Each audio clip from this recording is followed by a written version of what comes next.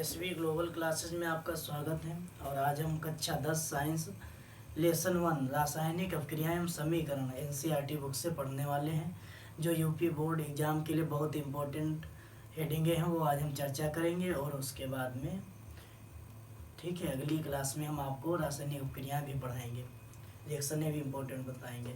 तो पाठ का नाम है रासायनिक अभिक्रियाएं एवं समीकरण। देखिए, दो प्रकार का परिवर्तन होता है, एक भौतिक होता है, एक रासायनिक होता है। भौतिक परिवर्तन क्या होता है, रासायनिक क्या होता है। भौतिक परिवर्तन में किसी चीज़ को परिवर्तित करके भौतिक अवस्थाओं में परिवर्तन किया जाए, और रासायनिक परिवर्तित करके पुनः मतलब उसी रूप में ना परिवर्तित किया जा सके, नया पदार्थ बन जाए, उसे रासायनिक परिवर्तन करते हैं। कुछ एग्जाम्पल हम पेश करते हैं, जैसे दूध से क्या है, जल से बर्फ बनना। तो जल से बर्फ बन जाती है, बर्फ से भी पुनः जल बन जाता है। तो ये कौन सा परिवर्तन है, भौतिक है। जैसे लोहा को गर्म करना, यदि लोहा को गर्म कर दिया जाए तो लोहा द्रव बन जाएगा, उसके बाद में ठंडा करने पर पुनः फिर लोहा बन जाएगा। ये कैसे, भौतिक परिवर्तन। रासायनिक परिवर्तन क्या होते हैं, रासायनिक परिवर्तन में परिवर्तित करके पुनः उसी रूप में ना लाया जा सके, नया पदार्थ बन जाए। जैसे मोमबत्ती का जल जाना, मोमबत्ती का जल जाना, क्या राख प्राप्त हो गया, कुछ भी नहीं प्राप्त हुआ, नया पदार्थ बन जाएगा, ठीक है। या जैसे मैग्नीशियम को जलाने पर तो क्या बन जाएगा, मैग्नीशियम ऑक्साइड बन जाएगा। ये सब कैसे, रासायनिक परिवर्तन। जबकि मोम का पिघलना कैसा है, भौतिक परिवर्तन, क्योंकि पिघलने के बाद ठंडा होने पर पुनः मोम वैसे ठोस हो जाता है। तो हम पढ़ने वाले हैं आज रासायनिक अभिक्रिया क्या होती है। रासायनिक अभिक्रिया क्या होती है, फर्स्ट हेडिंग हमारी है रासायनिक अभिक्रिया।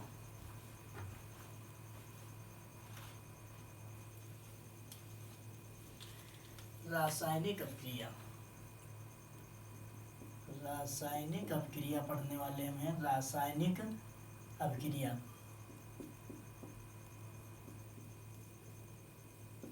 तो रासायनिक अभिक्रिया क्या होता है,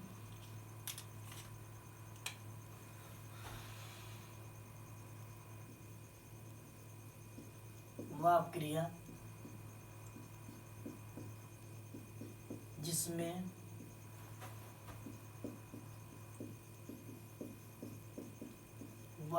जिसमें रासायनिक परिवर्तन होता है, रासायनिक परिवर्तन होता है,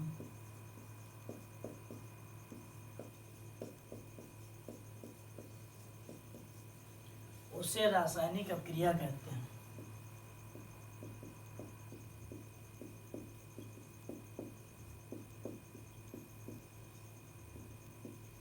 उसे रासायनिक अभिक्रिया कहते हैं।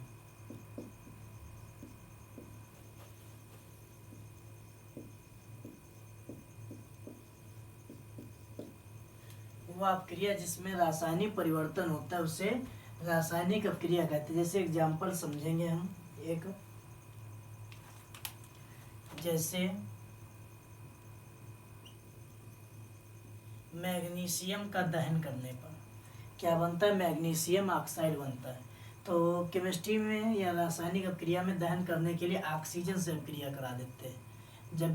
जब भी किसी चीज़ को तुम्हें जलाना हो तो उसको जलाने के लिए ऑक्सीजन से अभिक्रिया करा दीजिए, ठीक है, दहन करने के लिए।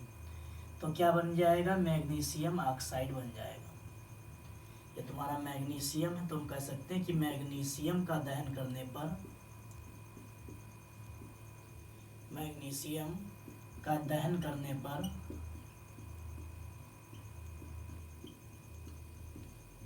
मैग्नीशियम ऑक्साइड बनता है, मैग्नीशियम ऑक्साइड बनता है।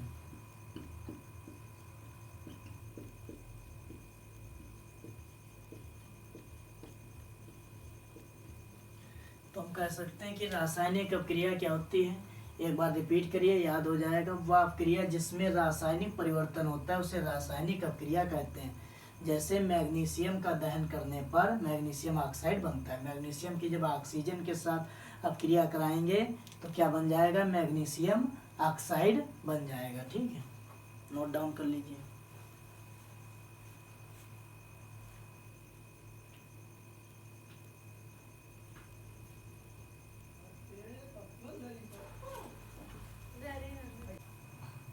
अगली हेडिंग है रासायनिक समीकरण,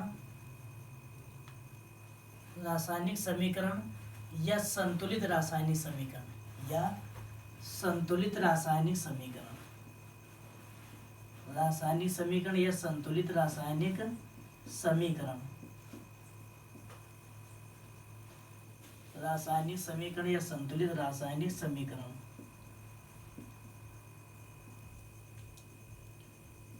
समीकरण।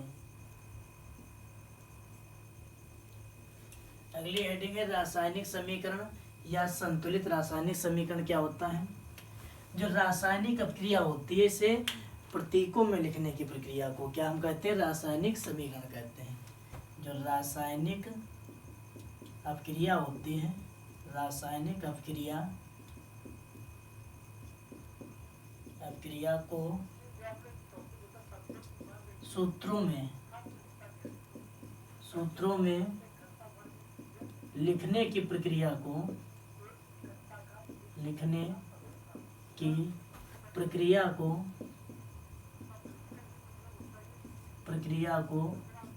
रासायनिक समीकरण कहते हैं। रासायनिक समीकरण कहते हैं। समीकरण कहते हैं।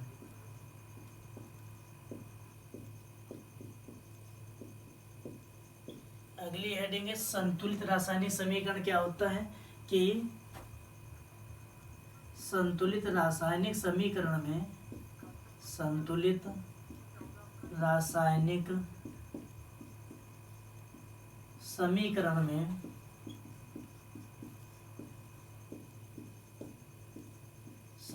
में संतुलित रासायनिक समीकरण में अभिकारक के तत्वों का कुल द्रव्यमान, अभिकारक के तत्वों का कुल द्रव्यमान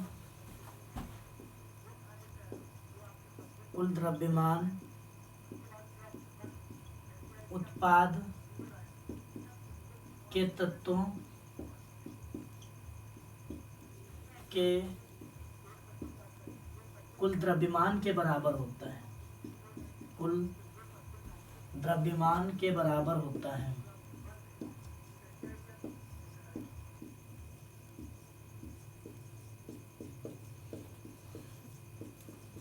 तो हम समझेंगे रासायनिक समीकरण क्या होता है। संतुलित रासायनिक समीकरण, रासायनिक अपक्रिया को सूत्रों में लिखने की प्रक्रिया को रासायनिक समीकरण कहते हैं।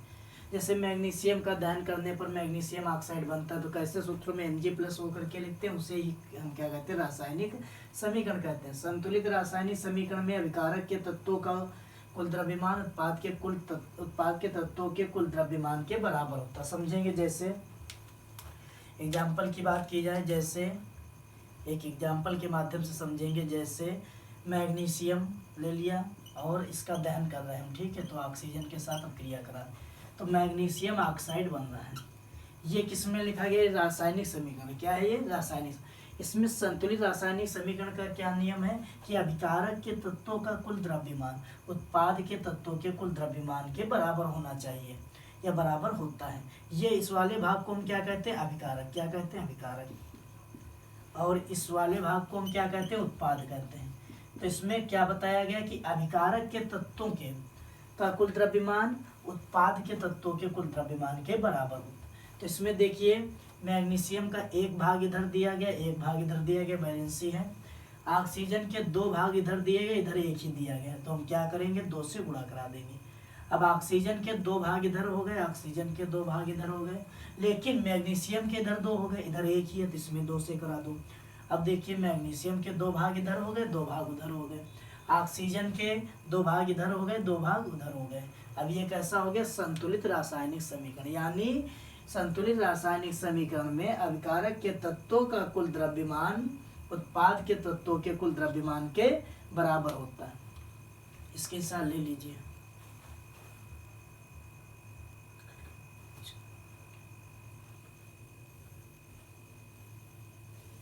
इसके बाद में अगली हेडिंग है हमारी रासायनिक अपक्रियाओं के प्रकार। यानी रासायनिक अपक्रियाएं कितने प्रकार की होती हैं, इनके प्रकार कौन कौन से होते हैं। रासायनिक अपक्रियाओं के प्रकार। रासायनिक अपक्रियाओं के प्रकार।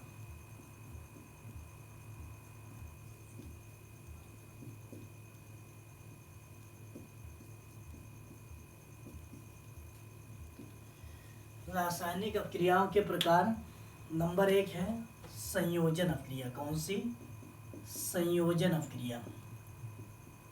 संयोजन अपक्रिया। तो संयोजन अपक्रिया क्या होती है कि संयोजन से अनुमान लगाइए। संयोजन का मतलब होता है किसी चीज का मिलना, यानी संयोजन अपक्रिया क्या हो जाएगी, एक तरफ तुम्हारे रिएक्शन में क्या होता है अभिकारक, एक तरफ क्या होता है अभिकारक, और एक तरफ क्या होता है उत्पाद। अभिकारक हो गया, उत्पाद हो गया। तो संयोजन अपक्रिया में क्या होता है, दो या दो से अधिक, दो या दो से अधिक, दो या दो से अधिक अभिकारक मिलकर एकल उत्पाद का निर्माण करते हैं, वो हमारी संयोजन अपक्रिया कहलाती है। यानी इसमें क्या होता है कि दो या दो से अधिक अभिकारक होते हैं और उत्पाद एक ही होता है। तो हम कह सकते हैं ऐसी अपक्रिया, क्या कहेंगे, ऐसी अपक्रिया जिसमें, ऐसी अपक्रिया जिसमें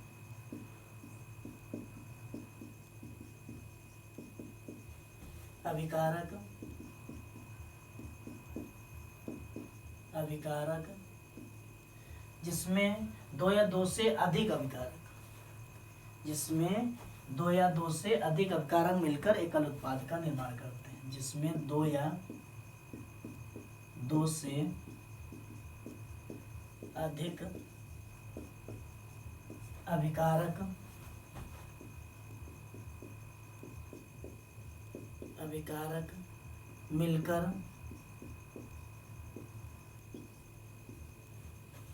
एकल उत्पाद का निर्माण करते हैं।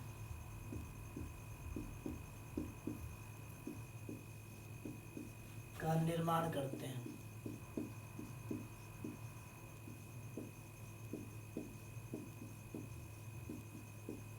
संयोजन अपक्रिया कहलाती है।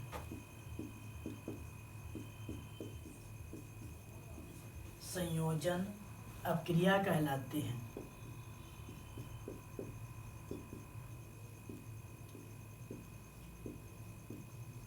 कहलाती है। इसका एग्जाम्पल भी समझेंगे। जैसे एग्जाम्पल की बात की जाए तो एग्जाम्पल क्या हो जाएगा, जैसे हमने ले लिया बिना बुझा हुआ चूना, यानी कैल्शियम ऑक्साइड, इसको क्या बोलते हैं, बिना बुझा हुआ चूना, बिना बुझा हुआ चूना।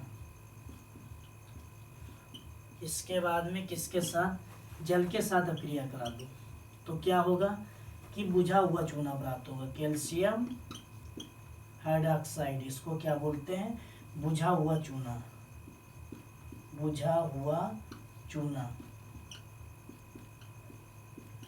और इसके बाद में क्या निकलेगा, जब चूना को पानी में डाला जाता है बिना बुझा, ऊष्मा यानी हीट निकलती है। तो इसमें देखिए ध्यान से, इसमें क्या है कि अभिकारक तो दो हैं। कौन कौन से दो अभिकारक हैं, एक कैल्शियम ऑक्साइड है, दूसरा जल है, और उत्पाद क्या है, एक। यानी इधर दो चीजें ली गई और बन एक ही चीज रही है, यानी दो वस्तुएं पदार्थ लिए गए, इधर एक ही पदार्थ बनता है, ठीक है। उसके बाद में साफ साफ बताया गया कि ऐसी अपक्रिया जिसमें अभिकारक दो या दो से अधिक, ऐसी अपक्रिया जिसमें दो या दो से अधिक अभिकारक मिलकर एकल उत्पाद का निर्माण करते हैं, संयोजन अपक्रिया कहलाती है। यानी इसमें अभिकारक दो या दो से अधिक होते हैं जबकि उत्पाद एक ही होता है, वो हमारी क्या, संयोजन अपक्रिया कहलाती है। एक बार रिपीट करो, याद हो जाएगा। ऐसी अपक्रिया जिसमें दो या दो से अधिक अभिकारक मिलकर एकल उत्पाद का निर्माण करते हैं, संयोजन अपक्रिया कहलाती है। जैसे बिना बुझा हुआ चूना को जल के साथ या जल में डालने पर बुझा हुआ चूना और ऊष्मा प्राप्त होता है।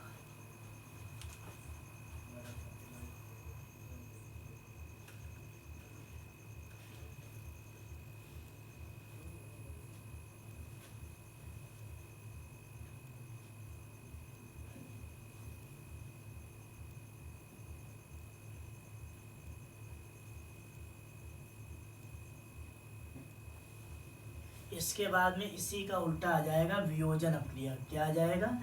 वियोजन अपक्रिया। इसी का उल्टा आ जाएगा वियोजन अपक्रिया। इसी से अनुमान लगा लो, वियोजन में क्या हो जाएगा? उल्टा हो जाएगा, इसी का विपरीत, यानी किसी चीज का टूटना। वियोजन का मतलब क्या होता है? किसी चीज का टूटना। तो वियोजन में क्या हो जाएगा? वियोजन अपक्रिया, या इसे अपघटन अपक्रिया भी बोलते हैं। क्या बोलते हैं? अपघटन अपक्रिया भी बोला जाता है, वियोजन या अपघटन अपक्रिया।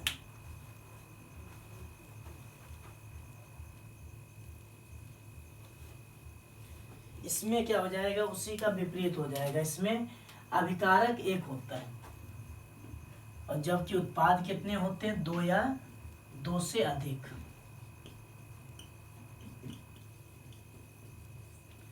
तो हम क्या इसकी डिफिनेशन लिखेंगे? ऐसी अपक्रिया। क्या लिखेंगे? ऐसी अपक्रिया जिसमें, ऐसी अपक्रिया जिसमें, जिसमें एक अभिकारक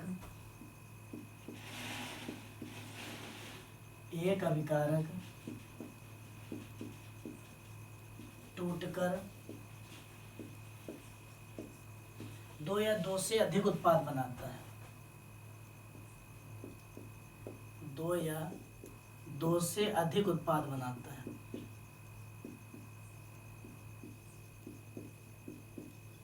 उत्पाद बनाता है।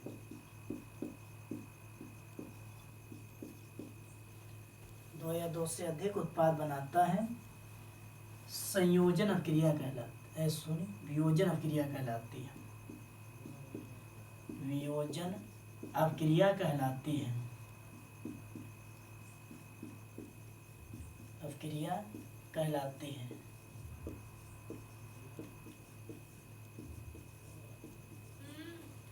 जैसे एग्जाम्पल की बात कर ली जाए भाई, जैसे कैल्शियम कार्बोनेट, या जिसे कहते हैं चूना पत्थर। क्या हम लोग बोलते हैं? चूना पत्थर। इसको जब गर्म किया जाएगा तो क्या हो जाएगा? क्या निकलेगा तुम्हारा? कैल्शियम ऑक्साइड और कार्बन डाइऑक्साइड गैस निकलेगी। देखिए इधर ध्यान से, अभिकारक तो एक ही है, उत्पाद क्या है? एक से अधिक है। ये कार्बन डाइऑक्साइड गैस हो गई, कार्बन डाइऑक्साइड गैस हो गई, और ये कैल्शियम ऑक्साइड हो गया, बिना बुझा हुआ चूना, कैल्शियम ऑक्साइड। एक बार रिपीट करो, याद हो जाएगा। संयोजन में क्या होता है कि दो या दो से अधिक अभिकारक होते हैं, उत्पाद एक ही होता है। वियोजन में एक अभिकारक, दो या दो से अधिक उत्पाद होते हैं। ऐसी अपक्रिया जिसमें एक अभिकारक टूटकर दो या दो से अधिक उत्पाद बनाता है, वियोजन अपक्रिया कहलाती है। जैसे चूना पत्थर को गर्म करने पर कैल्शियम ऑक्साइड और कार्बन डाइऑक्साइड गैस प्राप्त होती है। इसमें अभिकारक एक ही है और उत्पाद दो है, इसीलिए एक ऐसी अपक्रिया है, वियोजन अपक्रिया है।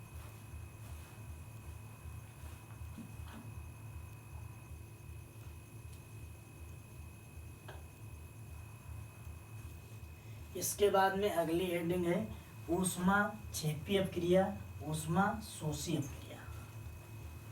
वो एक होती है ऊष्मा क्षेपी और एक ऊष्मा शोषी अपक्रिया। दोनों क्रियाएं समझेंगे हम। एक होती है ऊष्मा क्षेपी अपक्रिया, एक ऊष्मा शोषी अपक्रिया। ऊष्मा क्षेपी अपक्रिया, ऊष्मा क्षेपी अपक्रिया।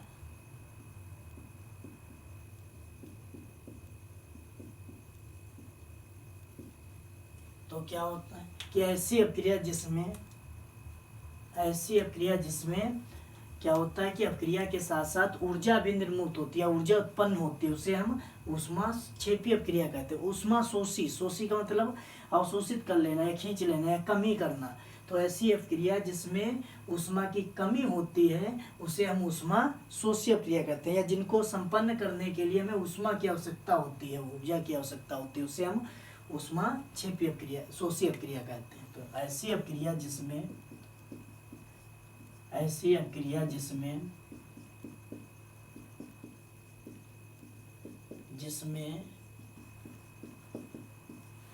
ऊर्जा निर्मुक्त होती है,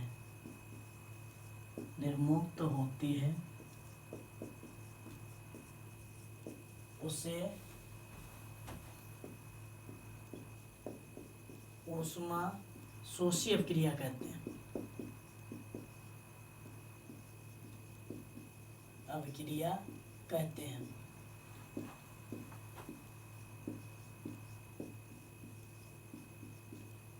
इसके बाद में दूसरी कौन सी होती है? ऊष्मा शोषी अपक्रिया। दूसरी होती है ऊष्मा शोषी अपक्रिया। शोषी अपक्रिया।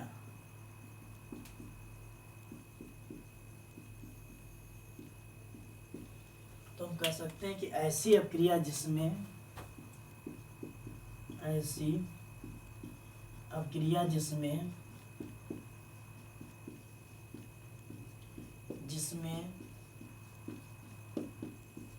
ऊष्मा या ऊर्जा अवशोषित होती है या उसकी कमी होती है, उसकी आवश्यकता होती है ना, अवशोषित होती है, ऊष्मा शोषी अपक्रिया कहलाती है। ऊष्मा शोषी अपक्रिया कहलाती है।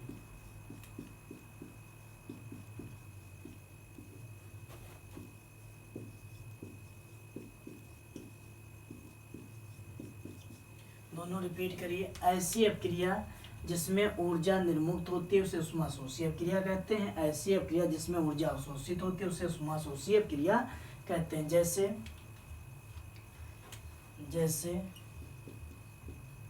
कार्बन और ऑक्सीजन की जब अपक्रिया कराई जाती है तो कार्बन डाइऑक्साइड गैस बनती है और ऊर्जा भी निर्मुक्त होती है।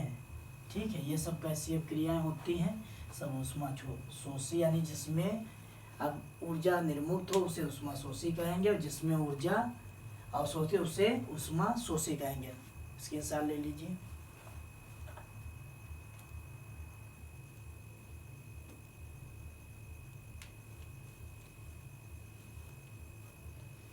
अगली हेडिंग आ जाती है विस्थापन अपक्रिया। अगली अपक्रिया कैसी है? विस्थापन अपक्रिया। अगली हेडिंग है विस्थापन अपक्रिया। विस्थापन अपक्रिया। तो विस्थापन अपक्रिया क्या होती है? इसमें विस्थापन अपक्रिया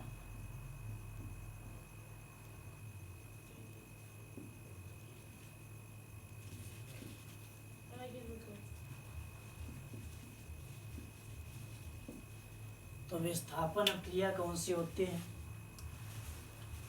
विस्थापन अपक्रिया यानी विस्थापन का मतलब होता है किसी चीज को हटा देना, विस्थापित कर देना। यानी ऐसी अपक्रिया जिसमें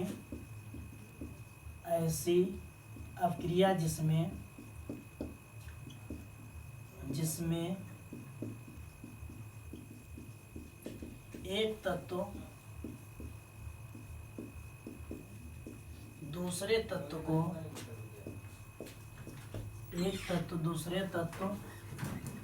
को विस्थापित कर देता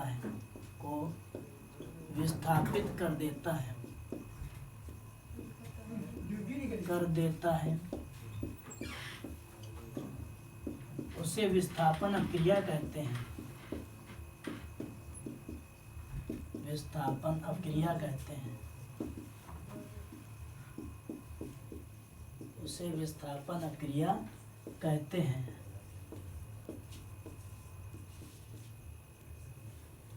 जैसे एग्जाम्पल की बात, ऐसी अपक्रिया जिसमें एक तत्व दूसरे तत्व को विस्थापित कर देता है उसे विस्थापन अपक्रिया कहते हैं। जैसे कॉपर सल्फेट के विलयन में जब लोहे की कील या छड़ डाली जाती है तो लोहा कॉपर को अलग कर देता है, तो क्या बन जाता है? आयरन सल्फेट तुम्हारा बन जाता है और कॉपर अलग हो जाता है। इस रिएक्शन के माध्यम से समझिए।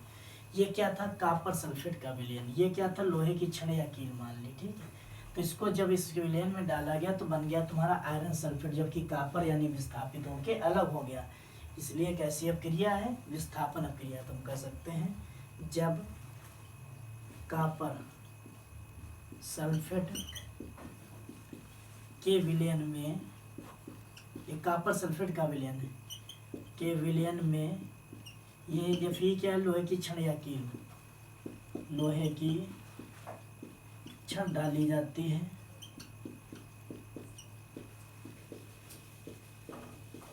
तो लोहा कॉपर को विस्थापित कर देता है या अलग कर देता है, तो लोहा कॉपर को विस्थापित कर देता है, को विस्थापित कर देता है, कर देता है। ये कैसी अभिक्रिया हो गई, विस्थापन अभिक्रिया। इसमें क्या है कि कॉपर सल्फेट का विलयन है, जब लोहे की छड़ डाली है, लोहा कॉपर को अलग कर रहा है, विस्थापित कर रहा है, ठीक है। तो इसलिए कैसी विस्थापन अभिक्रिया हो गई। ऐसी अभिक्रिया जिसमें एक तत्व दूसरे तत्व को विस्थापित कर देता है उसे विस्थापन अभिक्रिया कहते हैं। जैसे कॉपर सल्फेट के विलयन में लोहे की छड़ डाल दी जाती है तो लोहा कॉपर को विस्थापित कर देता है। इसके साथ ले लीजिए।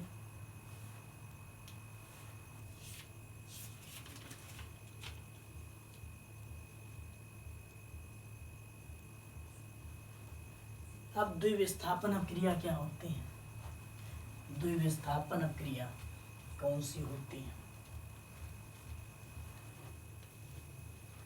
द्विविस्थापन अभिक्रिया, तो समझिए भाई द्विविस्थापन अभिक्रिया कौन सी होती है। द्विविस्थापन ऐसी अभिक्रिया जिसमें आयनों पदार्थों के बीच आयनों का आदान प्रदान होता है। ऐसी अभिक्रिया जिसमें कह सकते हैं अभिकारक में, जिसमें अभिकारक में आयनों का आदान प्रदान होता है, आयनों का आदान प्रदान होता है, प्रदान होता है, आदान प्रदान होता है, विस्थापन अभिक्रिया कहलाती है, विस्थापन अभिक्रिया कहलाती है, अभिक्रिया कहलाती है। ऐसी अभिक्रिया जिसमें अभिकारक में आयनों का आदान प्रदान होता है विस्थापन अभिक्रिया कहलाती है। जैसे एग्जाम्पल हम समझेंगे, जैसे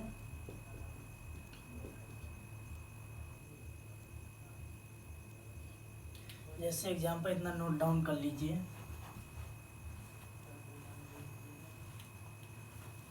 जैसे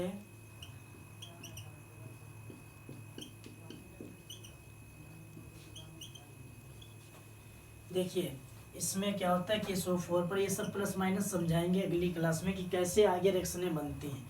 ये यानी 2 यहाँ क्यों लगाया गया, यहाँ क्यों नहीं लगाया गया, सब अगले जो है क्लास में समझाया जाएगा। इसके बाद में हम समझाएंगे, ठीक है। इसके बाद में यही टॉपिक चलने वाला है। इस पर क्या होता है कि क्लोरीन, इस पर एक प्लस 2 प्लस तो इस पर 2 माइनस, प्लस वाला हमेशा माइनस के साथ मिलेगा, ठीक है। तो क्या बनेगा BaSO4 और इधर क्या बनेगा तुम्हारा NaCl। 2 से कैलकुलेशन करा दो, बैलेंस भी हो जाएगी। अब क्या है कि ये आयनों का आदान प्रदान, प्लस वाला माइनस के साथ, माइनस वाला प्लस के साथ, ये एक ऐसी अभिक्रिया है द्विविस्थापन अभिक्रिया, यानी ऐसी अभिक्रिया जिसमें अभिकारक में आयनों का आदान प्रदान होता है विस्थापन अभिक्रिया कहलाती है। ये क्या था, सोडियम सल्फेट, क्या था, सोडियम सल्फेट। और ये क्या था, बेरियम क्लोराइड। और ये क्या था, बेरियम सल्फेट,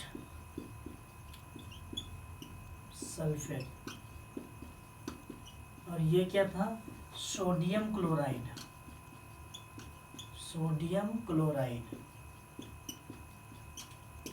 ठीक है। तो इसमें क्या हुआ है कि आयनों का, ऐसी अभिक्रिया जिसमें अभिकारक में आयनों का आदान प्रदान होता है विस्थापन अभिक्रिया, द्विविस्थापन अभिक्रिया कहलाती है। क्या कहलाती है, द्विविस्थापन अभिक्रिया कहलाती है। इसके साथ ले लीजिए।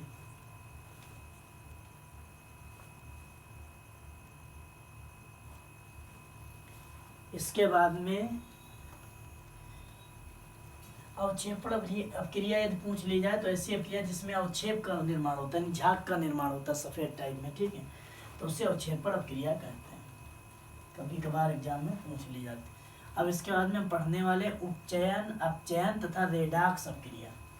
उपचयन, अपचयन और रेडॉक्स अपक्रिया पढ़ने वाले हैं। उपचयन अपक्रिया क्या होती है? जिसमें ऑक्सीजन की वृद्धि होती है उसे उपचयन अपक्रिया कहते हैं, ऑक्सीकरण। और जिसमें ऑक्सीजन की कमी हो उसे अपचयन अपक्रिया कहते हैं। जिसमें दोनों हो, ऑक्सीजन की वृद्धि भी हो, ऑक्सीजन की कमी भी हो, उसे हम रेडॉक्स अपक्रिया कहते हैं।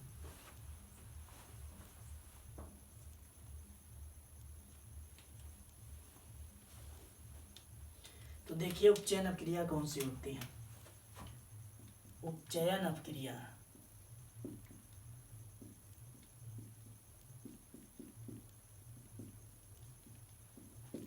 समझिए, ऐसी अपक्रिया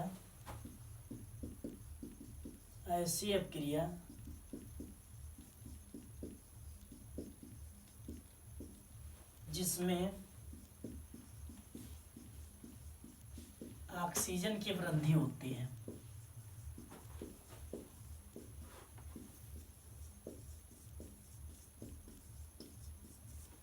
ऐसी अपक्रिया जिसमें ऑक्सीजन की वृद्धि होती है उपचयन अपक्रिया कहलाती है। उपचयन अपक्रिया कहलाती है।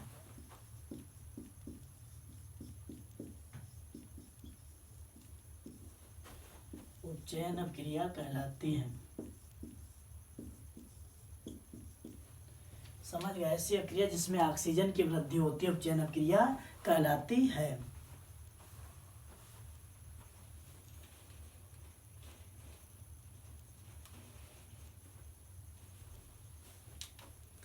जैसे एग्जाम्पल की बात की जाए,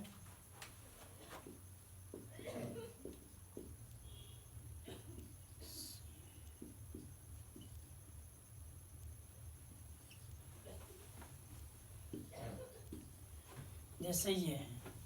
अब इधर क्या है, इस तरफ पहले रिएक्शन बैलेंस करके लिख देते हैं। इधर क्या है, कॉपर है, और इधर क्या बन रहा है, कॉपर ऑक्साइड। ये क्या हुआ, ऑक्सीजन की वृद्धि हुई।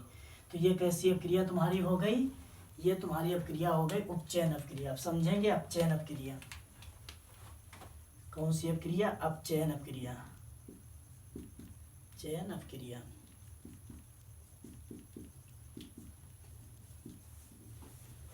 तो समझिए अपचयन अपक्रिया क्या होती है।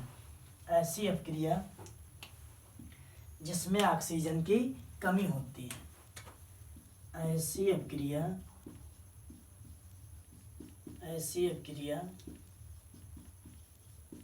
जिसमें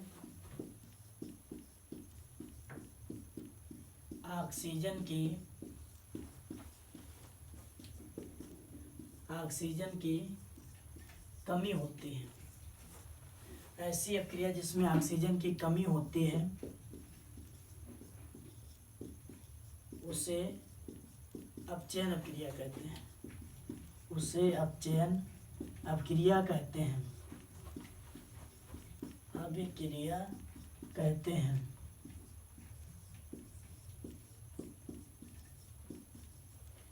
यानी ऐसी अपक्रिया जिसमें ऑक्सीजन की कमी होती है उसे अपचयन अपक्रिया कहते हैं। जैसे एग्जांपल समझ लीजिए,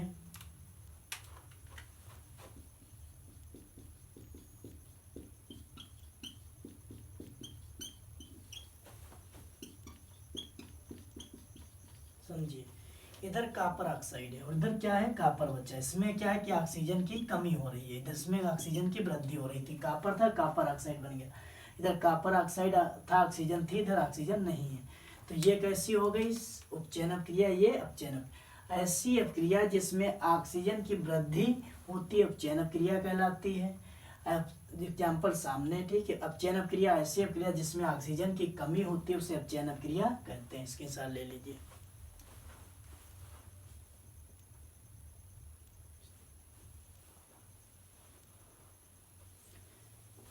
अगली है रेडॉक्स अपक्रिया। कौन सी, रेडॉक्स अपक्रिया। ऐसी अपक्रिया जिसमें उपचयन अपचयन दोनों अपक्रियाएं होती है, यानी ऑक्सीजन की कमी भी होती है, ऑक्सीजन की वृद्धि भी होती है, उससे हम रेडॉक्स अपक्रिया कहते हैं। कौन सी, रेडॉक्स अपक्रिया। रेडॉक्स अपक्रिया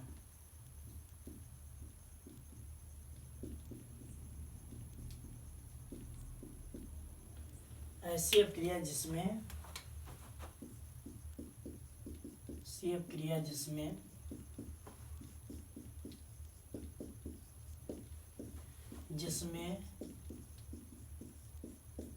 उपचयन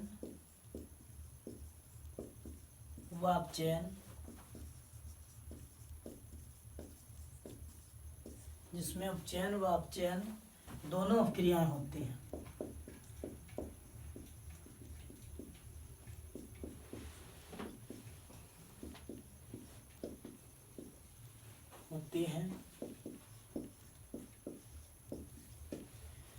रेडॉक्स अपक्रिया कहलाती है।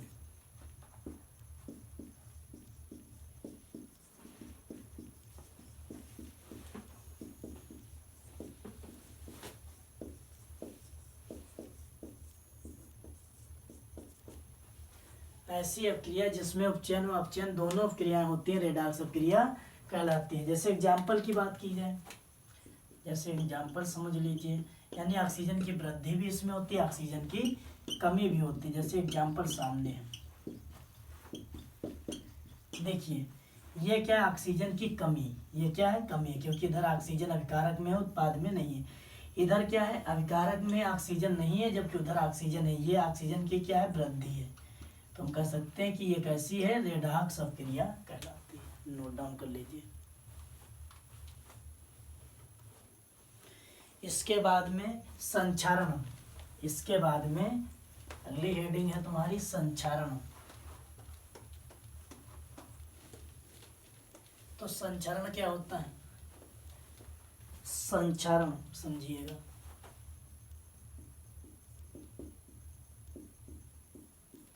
तुम लोगों ने देखा होगा कब, जब कोई धातु नमी तथा अम्ल के संपर्क में, यानी आर्द्रता तथा अम्ल के संपर्क में आती है, लंबे समय तक रखी जाती है, ठीक है, तो क्या होता है कि उस पर जंग लगने लगती है।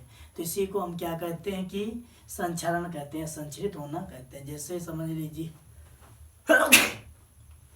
जैसे चांदी पर क्या होता है, काली परत जम जाती है जब लंबे समय तक उसको रखा जाता है, उसके बाद में पहना जाता है।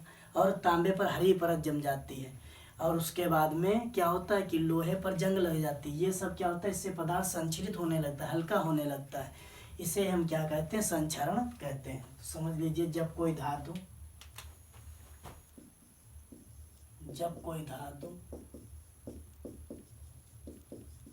आर्द्रता तथा अम्ल के संपर्क में आती है। आर्द्रता का मतलब होता है नमी, तथा अम्ल के संपर्क में आती है,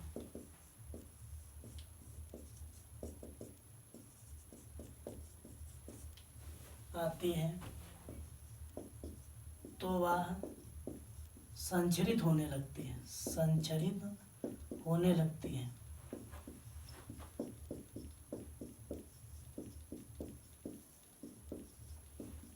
जिसे संक्षारण कहते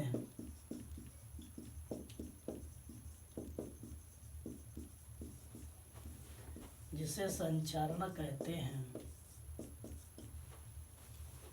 क्या होता है कि जब कोई धातु आर्द्रता तथा अम्ल के संपर्क में आती है तो वह संचरित होने लगती है, जिसे संक्षारण कहते हैं। जैसे लोहे पर जंग लगना,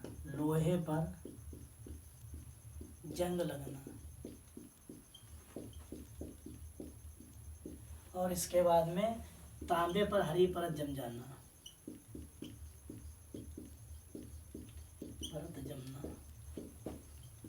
और उसके बाद में चांदी पर काली परत जम जाना,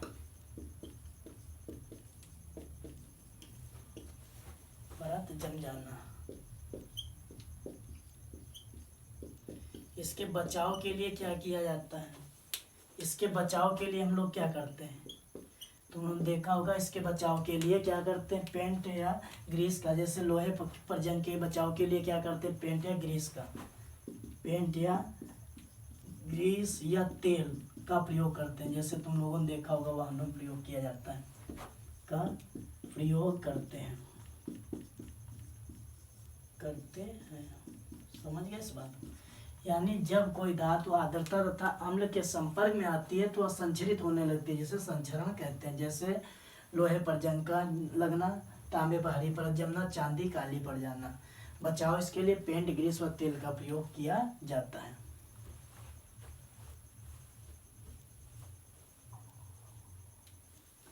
इसके बाद में विकृत गंधिता क्या होता है? विकृत गंधिता, तो समझिए विकृत गंधिता क्या होता है। विकृत गंधिता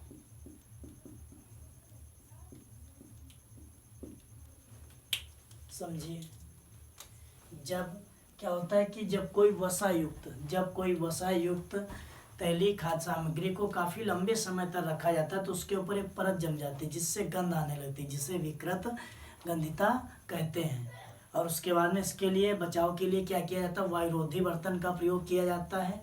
और उसके बाद में जैसे देखा होगा चिप्स के थैले वगैरह जो आते हैं उसमें कौन सी नाइट्रोजन गैस भर देते हैं ताकि जल्दी खराब ना हो। जब वसा युक्त खाद्य सामग्री को लंबे समय तक रखा जाता है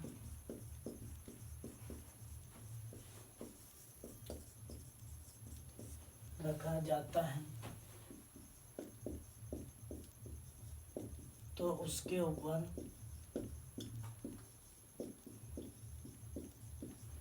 एक परत जम जाती है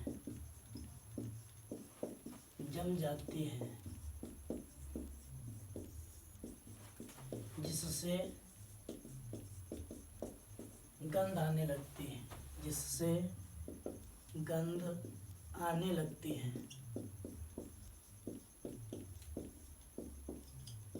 जिसे विकृत गंधिता कहते हैं।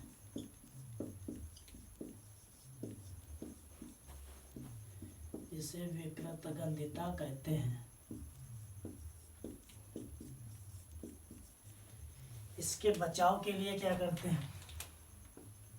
इसके बचाव के लिए क्या हम करते हैं कि चिप्स के थैले में, है ना, वायुरोधी बर्तन का प्रयोग करते हैं।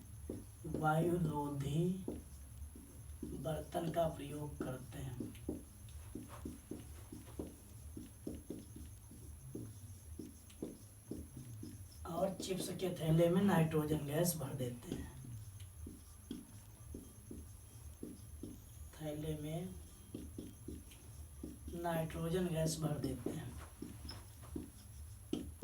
या नाइट्रोजन गैस भरी जाती है।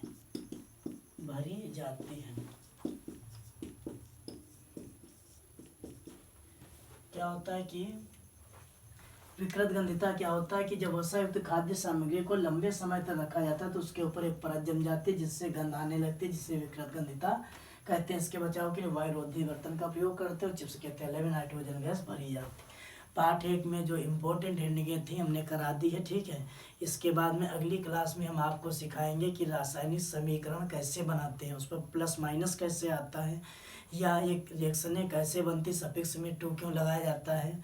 ये सब अगली क्लास में हम पूरा लेसन 1 समाप्त करेंगे, ठीक है, रासायनिक अभिक्रियाओं के साथ, रिएक्शन के साथ, समीकरण के साथ। और आज बस इतना ही, ठीक है। रिपीट कर लीजिए, एक बार याद हो जाएगा। हम यहाँ इतनी मेहनत कर रहे हैं तो तुम लोगों की जिम्मेदारी भी बनती है कि एक बार उसे लिख कर रिवाइज करो, याद कर लो, ठीक है, जिससे यूपी बोर्ड एग्ज़ाम आपका सरल हो सके, ठीक है, अच्छे तरीके से आप उसे हल कर सको, ठीक है।